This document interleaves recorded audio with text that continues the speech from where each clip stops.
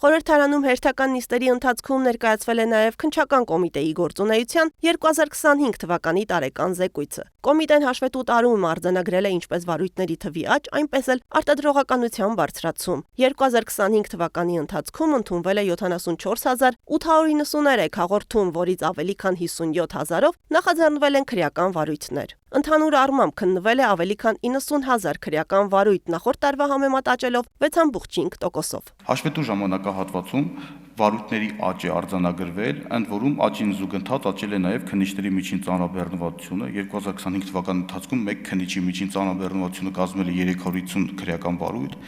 2024 թվականին 319-ի դիմաց, այսինքն քննիչների ծանրաբեռնվածությունը աճել է 31-ով կամ 9.7%-ով։ Հաշվետու տարում ավարտվել է ավելի քան 41,000 քրեական վարույթ, դատարան է ուղարկվել 14,650 գործ, 15,000-ից ավելի անձանց վերաբերյալ, ինչը նախորդ տարվա համեմատ աճել է շուրջ 24%-ով։ Միաժամանակ նվազել է կալանքի կիրառման ցուցանիշը, մեղադրյալների միայն 18.7%-ի նկատմամբ կիրառվել է կալանք, նախորդ տարվա 23.3%-ի դիմաց։ Աճել է գրավի եւ այլընտրանքային խափանման միջոցների կիրառումը։ Տարբեր տարիների ընթացքում դատարան ուղարկած քրեական վարույթներով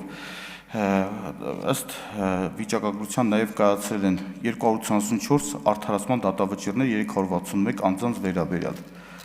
Ձերբակալման կալանք կամ այլ խափանման միջոցներ կիրառելու մասով հարկ է նշել հետևյալը։ Ներկայացվել է խափանման միջոց կալանք կիրառելու վերաբերյալ 3063 միջնորդություն, 2024 թվականին այդ թիվը եղել է 3095-ը։ Այս առումով ունենք խափանման միջոց կալանք կիրառելու վերաբերյալ միջնորդությունների նվազում